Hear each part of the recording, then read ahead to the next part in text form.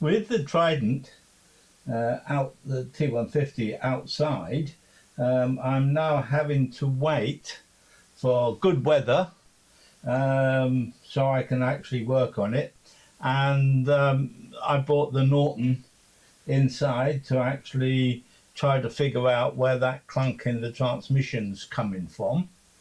So I just started pulling apart the primary drive. So I've taken the belt off and the alternator, rotor and stator, and looking for any sort of looseness, checking clutch and things. And when I spun the clutch,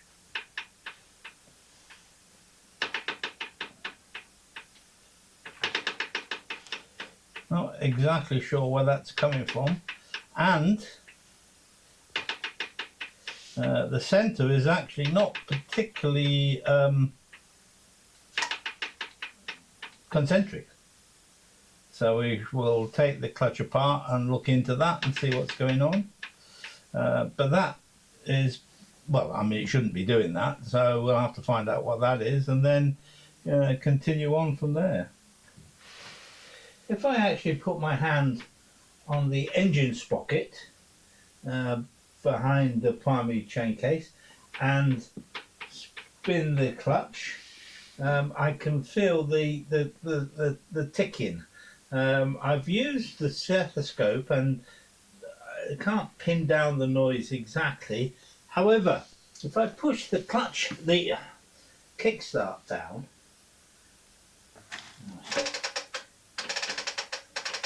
you can hear the kickstart mechanism ticking much faster than that one. So it appears to be a different issue. But one of the next things, of course, is to pull the kickstart, well, the outer gearbox cover off with the kickstart mechanism. Or does that come off with the inner cover? I'll have to check. And look to see if that actually makes a difference to spinning the clutch and actually hearing that ticking. Weirdly enough, while we're going forward it ticks. If you rotate the clutch backwards, there's no ticking sound.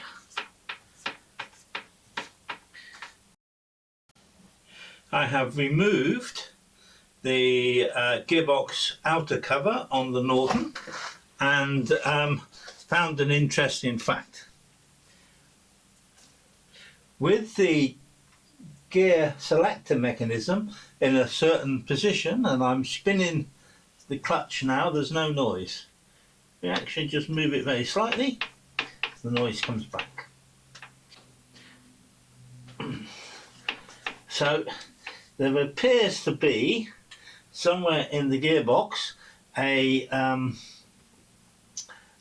two gears probably clashing just slightly, so there's a misalignment somewhere, so obviously I'm going to have to take the gearbox apart and try and find that. I have taken the inner cover of the gearbox, so I can now start disassembling it to try to find the issue. Now I found that the main shaft is of course not held at this end,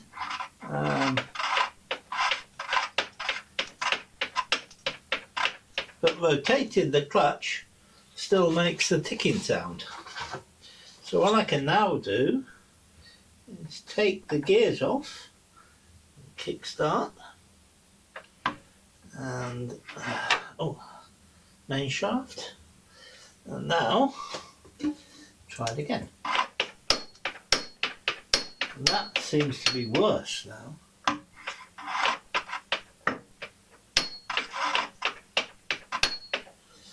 sure what's going on there. Can we get the next one off? Oh yes, we can.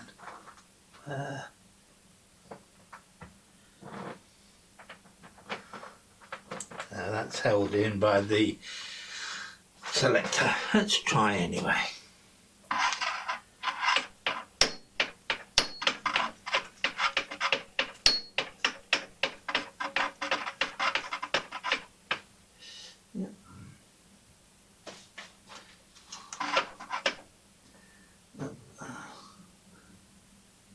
Cannot actually move.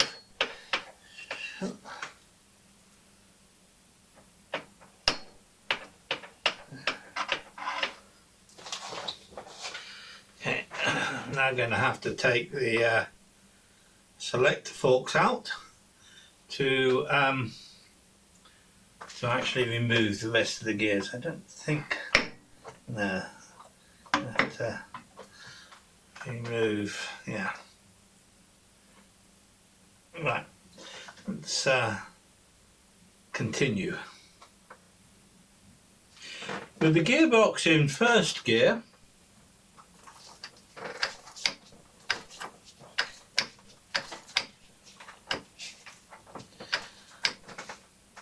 it's still making a noise from the gearbox when I turn the back wheel. Not sure if that's significant or not, but we'll keep going. We are now in second gear, and when I turn the engine, turn the back wheel, sorry, you can actually see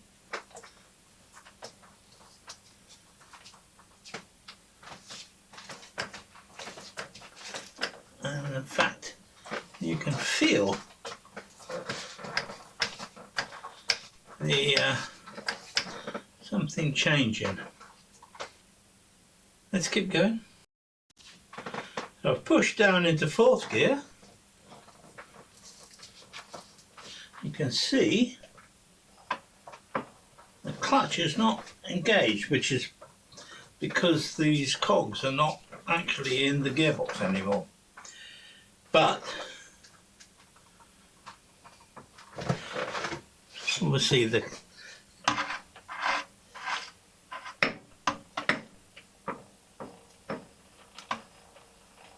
is no noise when I spin the clutch. Maybe put the gears back in. So I'm in second, I think, and you can see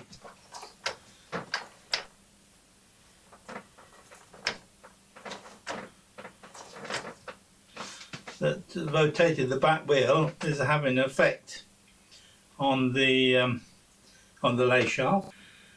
With the gearbox in fourth gear, turning the back wheel, I would say is not actually connected.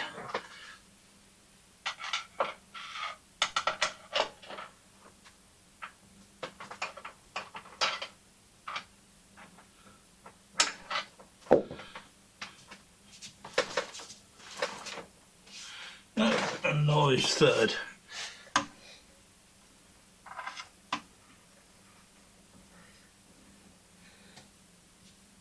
So there's no connection between the gearbox and the back wheel. So I'll put a little bit in gear.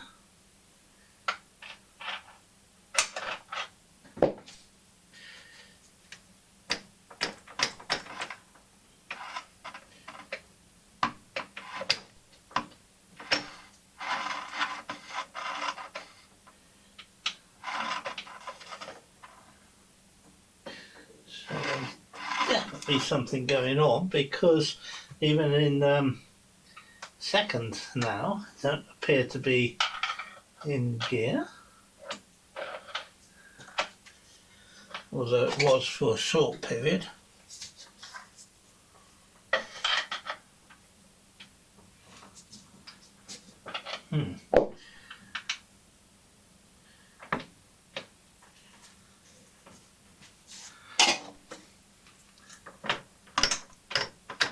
Right, now we're in gear. I guess I'm now going to take the gearbox fully apart and look to see if I've actually assembled it wrong. I have removed the gearbox from the shell. One of the things I had to do to achieve that was to actually remove the clutch. The clutch is positioned with a circlip that fits into that groove, which is on the other side of the engine sprocket and etc. And that circlip is used to position the clutch away from the inner primary drive.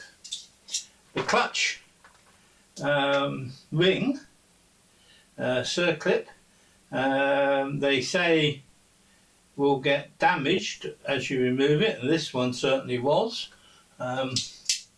because it's very tight in that ring, and I ended up, I went online and looked at various options, and I ended up using some picks to actually lever it out and then bend it out of the way to pull it out. So I can't actually complete the video this week, as I'm now waiting for clutch position circlips and a few other bits and pieces. I have very carefully looked at all of the dogs and the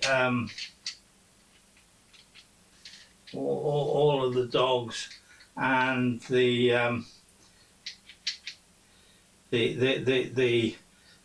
wear and any marks on the main shaft and of course on the lay shaft, and everything looks pristine. I was a little concerned in that I ended up having to replace two of the gears, and these are the later AHB gears, and that's denoted because they actually have a line across the dogs,